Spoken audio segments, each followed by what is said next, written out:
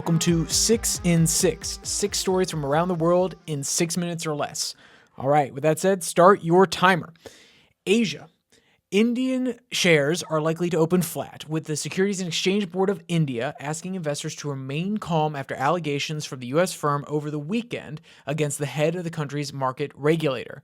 This comes from Reuters. Quote, U.S.-based Hindenburg alleged that Monhabi Purj, the head of the SEBI, previously held investments in offshore funds also used by the Adani Group. A large group of mutual fund investors in India also came forward and asked for calmness in the market, claiming, quote, India's financial system is secure and transparent. In other financial news, we turn to Australia, where a large player intends to invest in a carbon credit fund. This comes from Reuters. Quote, BHP, Rio Tinto, and Qantas will invest a total of 80 million Australian dollars, roughly 52.7 million US dollars, as early stage investors in an Australian carbon credit fund that aims to invest in land reforestation projects, according to statements from the fund and the companies on Monday, end quote. These credits are especially prized by companies that operate in high-emission industries, so they can basically continue their operations while offsetting some of their impact through the purchase of carbon credits. This basically allows them to emit more carbon through their operations without facing fines or investing heavily into different products that are meant to lower the total emissions from their operations. Next, in North America, the 2 drug lords that were arrested in the United States less than a month ago are now facing possible prosecution in Mexico.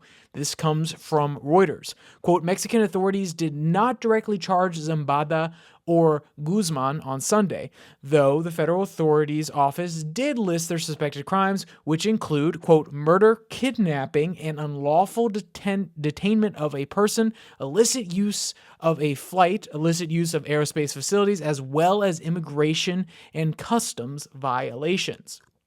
And the circumstances of their capture are still a little bit of a mystery, especially with Zambada making claims that he was actually tricked into surrendering. So we'll see how this one unfolds over the course of the next few months. We'll see if Mexico is actually going to prosecute them, or this is some of their political friends pulling some strings over there in their home country. Across the Atlantic in Africa, a landslide at a local trash dump in the Ugandan capital has left, as of now, 17 dead, with 1,000 individuals forced to relocate. This comes from the BBC. A huge hill formed by the buildup of rubbish collapsed late on Friday night, burying houses on the edge of the site while residents were asleep, reports the Reuters news agency. And not only are we talking about the loss of life and the displacement of many people, but this is something that the Ugandan president, Museveni, as well as the mayor of Kampala, the capital of Uganda, have vowed to investigate why people were allowed to live so close and also how this incident came to be. And in another capital, it's also facing some problems, a possible catastrophe, as Athens has become plagued by wildfires, though the Grecian government has called on surrounding nations for help. From the BBC, quote, more than 700 firefighters, 119 vehicles, and large numbers of soldiers have been deployed to put out the fires, with many volunteers also contributing.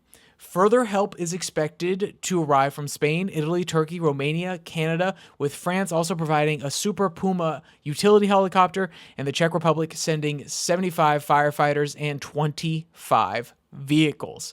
So we're praying for everybody in Africa. There are obviously some people that are still buried underneath the landslide, so we hope that they get out. We hope that that number of 17 doesn't increase, and we also hope that everybody in Athens is okay and that the fires do not take any lives. At this point, there's not any reporting about that, so we just pray that everybody is safe and all the families get to reunite with their family members at this point. All right, we also finally turn to South America, where accusations of a stolen election have been broadcast to the world from inside Venezuela, with the opposition party calling for a protest on August 17th in solidarity. This comes from the BBC. Quote, U.S. Secretary of State Anthony Blinken said there was overwhelming evidence that Edmundo Gonzalez had won the most votes. He is part of the opposition party. Quote, the Maduro government, however, insists that the results announced by the Election Electoral Council, which is stacked with its allies, is the only valid one. Mr. Maduro has said he will publish the vote tallies, but has not specified when, end quote. So thank you for joining me for this episode of 6 and 6. If you want to see any of the stories, they will all be linked in the description below that like and subscribe button. Also, in the future, I don't intend for the entire video to be under 6 minutes. I intend for all the stories to be done in under 6 minutes. But with all that said, thank you for joining me for this episode of 6 and 6. And there's only one more thing to say. Stay safe. Don't die.